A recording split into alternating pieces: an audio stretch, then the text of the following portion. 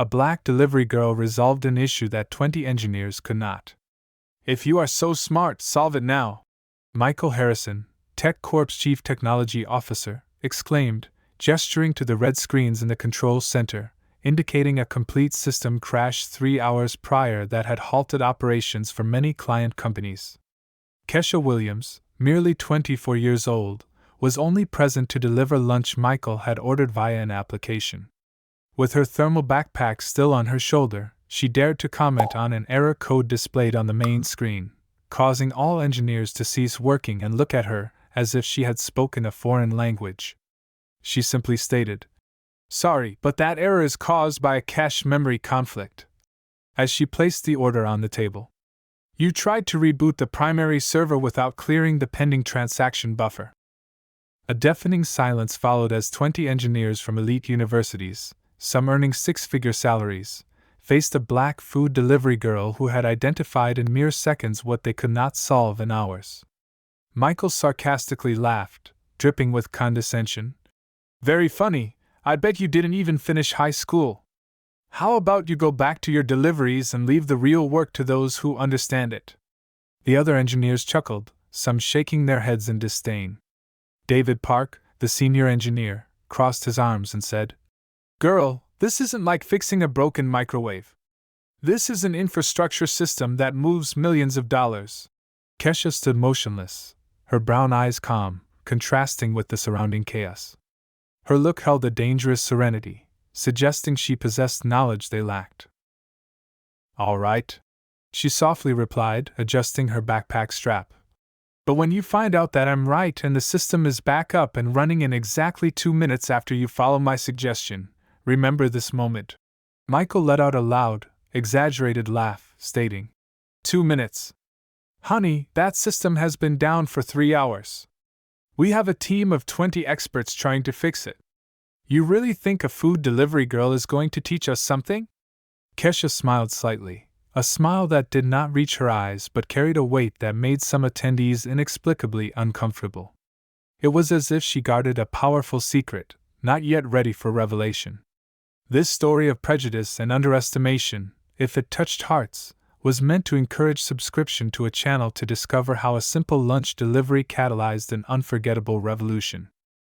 Michael Harrison could not dismiss that moment. 3 days had passed since the black delivery woman had challenged him before his entire team, and worse, she had been correct. The system had returned to normal exactly 2 minutes after they followed her recommendation. Yet Michael was not one to accept humiliation from someone he considered inferior, given his MIT degree, 15 years in technology, and $200,000 annual salary. He simply could not accept that a mere food delivery girl possessed knowledge he did not. David Park entered Michael's office with a mischievous smile, announcing, "I got her name. Kesha Williams, 24 years old, works for 3 different delivery apps, lives on the east side of town. And here's the interesting part." David paused dramatically. "She dropped out of college in her 3rd year of a computer science degree." Michael raised his eyebrows, intrigued. "Dropped out? Why?" "Apparently, she could not afford tuition, stemming from a low-income family unable to support her education." Michael considered it a typical case of someone dreaming too grandly without the necessary foundation. What Michael was unaware of was that Kesha was forced to abandon college not due to a lack of ability, but a family tragedy. Her mother was diagnosed with cancer in Kesha's 3rd year of college, forcing Kesha to choose between continuing her studies and working to cover medical treatment. The choice was obvious. For 2 years, she worked 3 different jobs during the day and studied programming independently in the early morning hours. Her desk was a cardboard box in the room she shared with her mother, and her computer lab was a used laptop bought with borrowed funds. "You know what bothers me?" Michael continued, turning his chair to gaze out the 23rd floor window. "People like her think they can come into our world and talk to us as equals. She doesn't understand that there's a hierarchy, a natural order of things." David laughed, sharing his perspective. "Exactly. I bet she memorized a few lines of code on the internet, and now thinks she's an expert. Beginner's luck, nothing more. Unbeknownst to them, Kesha had independently developed a route optimization system for delivery drivers at home that surpassed anything Tech Corp had created. She had transformed her need for survival into a learning opportunity, crafting algorithms that maximized her income and minimized her work time. The following Thursday, Michael resolved to put the arrogant delivery girl in her place. He contacted every delivery app in the city, using his influence as a corporate client to make a special demand.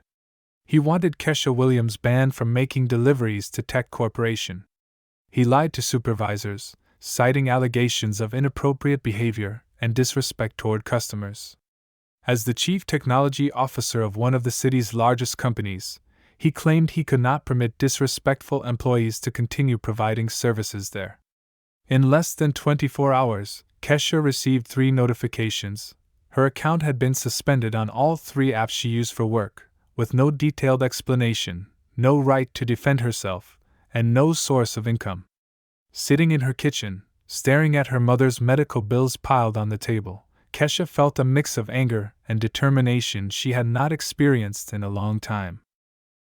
Her hands trembled slightly as she reread the suspension messages, but the tremor was not caused by fear. "Honey, what's wrong?"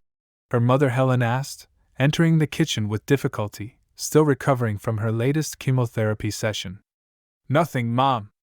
Just a problem at work. I'll take care of it."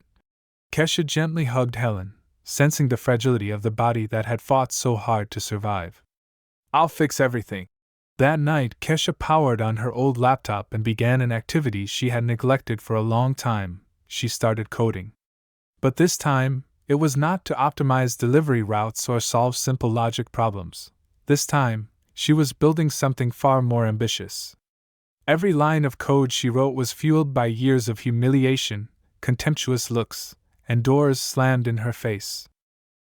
Michael Harrison had unknowingly awakened something within her he could never have imagined, the silent fury of someone underestimated her entire life, who had finally decided to prove her worth.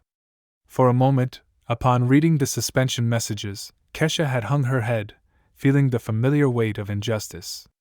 But anyone who knew her true story would have understood she was merely gathering strength, like a storm forming quietly before unleashing its full power. Kesha spent the next 2 weeks living a double reality. During the day, she desperately sought new jobs, cleaning, waitressing, anything to cover her mother's medical bills. At night, she transformed into a completely different person, a determined programmer building something that would change everything. What Michael Harrison did not realize was that his attempt to destroy Kesha's life had provided the perfect fuel for something much bigger. Every job interview rejection, every pitying look from employers, every unpaid bill became another line of code in the system she was developing. "Honey, you've hardly slept," Helen remarked, watching Kesha frantically typing at 3 o'clock in the morning. "What project is that?" "Something that will change our lives, Mom. Trust me."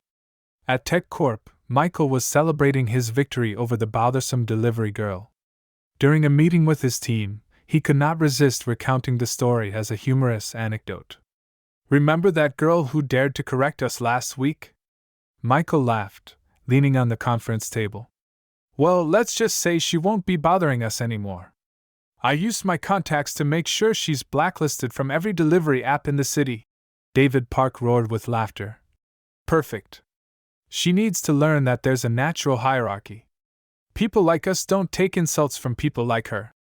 What they were unaware of was that Jennifer Chun, a senior Asian programmer on the team, was discreetly recording the conversation on her phone. Jennifer had been the sole person to defend Kesha on that fateful day but was quickly silenced by her colleagues. Now, hearing Michael openly confess to ruining an innocent person's life, she felt compelled to act. That same night, Jennifer took a risk that could cost her job. She located Kesha through social media and sent her a private message. "Hi Kesha. I'm Jennifer. I work at Tech Corporation. I was there the day you solved our system problem. I need to tell you some things about what Michael did to you. Can we talk?"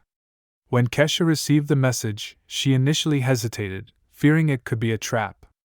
But something in the sincerity of Jennifer's words made her agree to meet at a discreet coffee shop in the city center. He really did that? Kesha asked incredulously after listening to the recording of the meeting where Michael admitted sabotaging her career. Worse. He's bragging about it, Jennifer replied, her eyes flashing with indignation. Michael Harrison is a narcissist who can't stand being corrected by anyone, especially a black woman. He did it out of pure wounded ego. Jennifer slid a piece of paper across the table. These are the contact details for all of Tech Corp's major corporate clients, companies that rely on our systems for critical operations. If someone could prove that Michael is making decisions based on personal bias rather than technical competence. Kesha took the paper with trembling hands.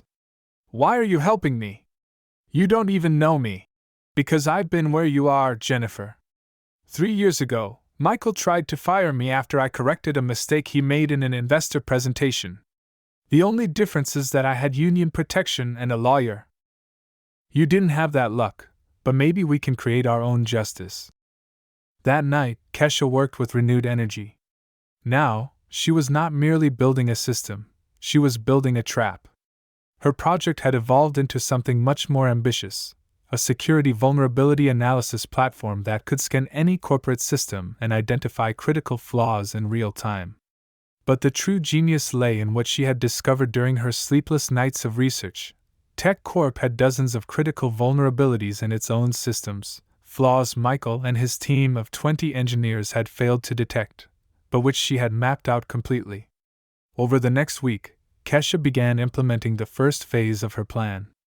Using information Jennifer had provided, she created fake social media profiles and started connecting with CTOs and chief technology officers at Tech Corp's top client companies. Her strategy was elegant in its simplicity. She offered free security audits to companies that relied on outsourced systems. There was nothing illegal or unethical about it, just a talented young woman offering her services to identify vulnerabilities that could put companies at risk. What these companies did not realize was that many of the vulnerabilities Kesha would find in their systems came directly from flaws in the products and services provided by Tech Corp. How's the project going? Helen asked one evening, watching her daughter finally relax after 2 weeks of intense work. Better than I expected, Mom. Much better, Kesha smiled. But there was something distinct about that smile. It was no longer the expression of a desperate young woman trying to survive. It was the smile of someone who had discovered her true strength. At that same moment, across town, Michael Harrison received the first of many phone calls that would forever alter his life. The CEO of Megacorp, one of Tech Corp's largest clients, was on the line. Michael, we need to talk urgently. We've received an independent security report that shows critical flaws in all the systems you implemented for us. Flaws that you assured us didn't exist. Michael felt a chill run down his spine. There must be some mistake, Mr. Rodriguez. Our systems have passed every check. The report is from a security expert named Kesha Williams. Do you know her? The phone nearly slipped from Michael's hand. Kesha Williams. Kesha Williams. The delivery girl he had sought to destroy was back, and apparently, she was no longer delivering food. Michael, are you still there? Yes. Yes. I'll look into it right away. When Michael hung up the phone, his hands trembled slightly. It was not fear causing the tremor, not yet. It was the growing realization that perhaps, just perhaps, he had seriously underestimated someone he should have left alone. But what Michael did not yet know was that this phone call was only the first in a meticulously orchestrated series. Kesha was not merely attacking a Tech Corp client. She was preparing a systematic expose that would reveal years of technical negligence, decisions based on prejudice, and incompetence masquerading as authority. While Michael struggled to comprehend how a simple delivery girl had gained access to such detailed information about vulnerabilities his own team had not detected, Kesha was 3 steps ahead, implementing the second phase of a plan that would transform his public humiliation into a lesson Michael Harrison would never forget. For a moment, when he saw the name Kesha Williams on his computer screen, Michael felt a twinge of something that could have been recognition or perhaps even regret. But anyone familiar with the true nature of justice knew that some mistakes are too great to be corrected with simple apologies, and that sometimes the only language people like Michael understand is one spoken through consequences impossible to ignore. The following Monday, Michael Harrison arrived at the office to find his secretary pale-faced with a stack of urgent messages on her desk. "Mr. Harrison, we need to talk," she said nervously. "We've had 12 contract cancellations in the last 24 hours, all citing the same reason: critical security flaws identified by an independent audit." Michael felt the floor drop out from under him. 12 contracts represented nearly 60% of Tech Corp's annual revenue. "What audit? Who authorized this?" "No one authorized it, sir. A consultant offered free reviews to our customers and, well, they took him up on it." The phone rang. It was Richard Goldman, CEO of Data Flow Industries, one of the company's largest customers. "Michael, I'm canceling our contract immediately. This Kesha Williams found vulnerabilities that you assured us didn't exist. Even worse, I've discovered that you've known about these flaws for months and didn't tell us." "Richard, there must be a misunderstanding. The misunderstanding was trusting you. This consultant showed us system logs dating back 6 months. You have exposed us to catastrophic risks and lied about it." Michael hung up, his hands shaking. Kesha Williams had access to Tech Corp's internal logs. How was that possible? The answer arrived in the form of an email. Jennifer Chun had sent a message to the entire company with the subject line: "Transparency and integrity, a necessary conversation. Dear colleagues, as an employee of this company for 5 years, I feel compelled to share some information that affects our professional integrity." The email began, detailing how Michael had used his position to sabotage Kesha's career out of pure prejudice, including a recording of the meeting where he bragged about destroying her life. "Kesha Williams identified a critical problem in our systems in seconds. Our response was to humiliate her and then ruin her livelihood. Meanwhile, the same vulnerabilities she pointed out have cost us millions in security breaches over the past few months." Within 15 minutes, the email had circulated throughout the company. Within 30 minutes, it was on social media. Within an hour, every tech website in the city was covering the story. Michael burst into Jennifer's office. "You're fired. How dare you defame me like that?" "Actually," said a calm voice from the doorway, "she's protected by employment laws against discrimination, and you're in serious trouble." It was Kesha, accompanied by a lawyer and 2 journalists. She carried a laptop and a folder full of documents. "Surprise?" she said with a serene smile. "I'm here to do that security audit you insisted I wasn't capable of doing." Michael choked. You can't be here." "Security? Core security. I didn't break in," Kesha calmly replied. "I was officially hired by Tech Corp's board of directors to conduct a full audit following revelations of systematic negligence. Apparently, when 12 major clients cancel contracts on the same day, shareholders start asking uncomfortable questions." The journalists activated their cameras. One of them asked, "Mr. Harrison, is it true that you used your corporate influence to sabotage the career of a qualified black employee just because she corrected you publicly?" Michael looked around desperately. Jennifer was smiling discreetly. David Park had hidden in his office, and other employees watched through the glass partition. That's a misunderstanding," Michael stammered. Kesha opened her laptop. "I can show you exactly what I found on Tech Corp systems. 23 critical vulnerabilities that should have been fixed months ago. Flaws that cost the company's customers at least $4 million in losses." The screen displayed detailed reports, error codes, and system logs, providing irrefutable evidence of technical negligence. "The interesting part," Kesha continued, "is that these flaws were easily identifiable. Any competent programmer would have spotted them during a basic routine review." Michael felt the blood drain from his face. "Our systems passed all the checks. Your checks were superficial and incompetent," Kesha said, her voice remaining perfectly calm. "You prioritized speed of implementation over actual security. Exactly the kind of decision someone would make if they were more concerned with protecting their ego than doing their job properly." Kesha's lawyer spoke up. Mr. Harris, my client is considering lawsuits for defamation, intentional interference with contractual relations, and racial discrimination. The evidence is substantial.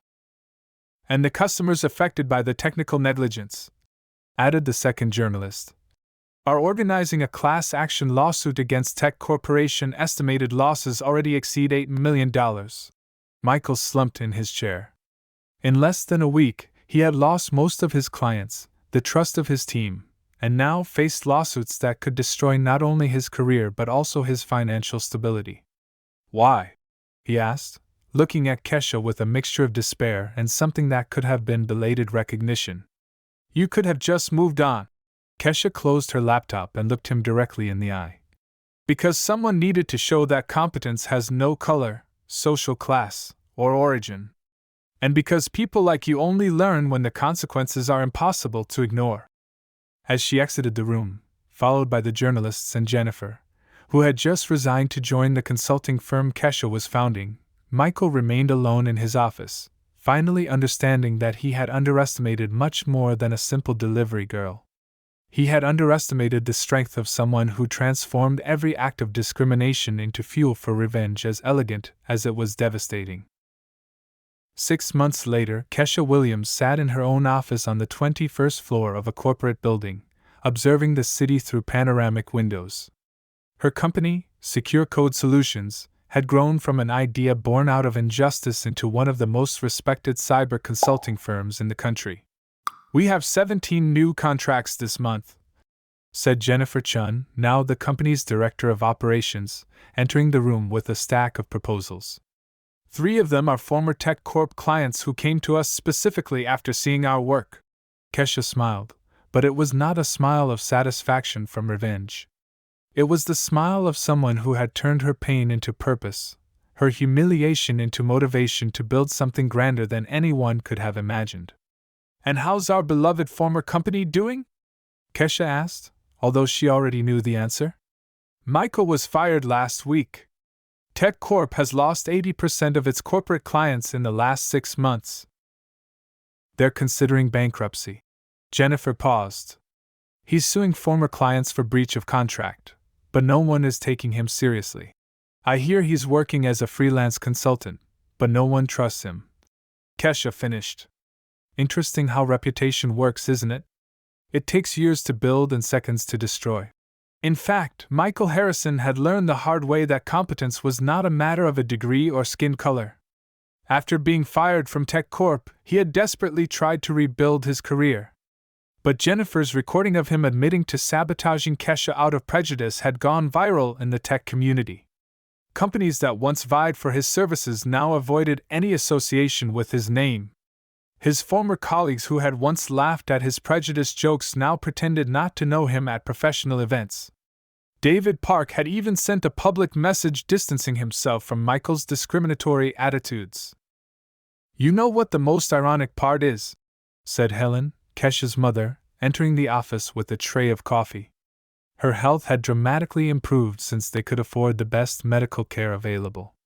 That man tried to destroy you because he thought you weren't worthy of being on his level. Now you're 3 levels above him.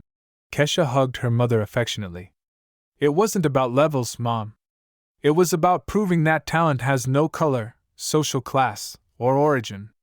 And that sometimes when the system fails to protect us, we have to build our own justice. The phone rang.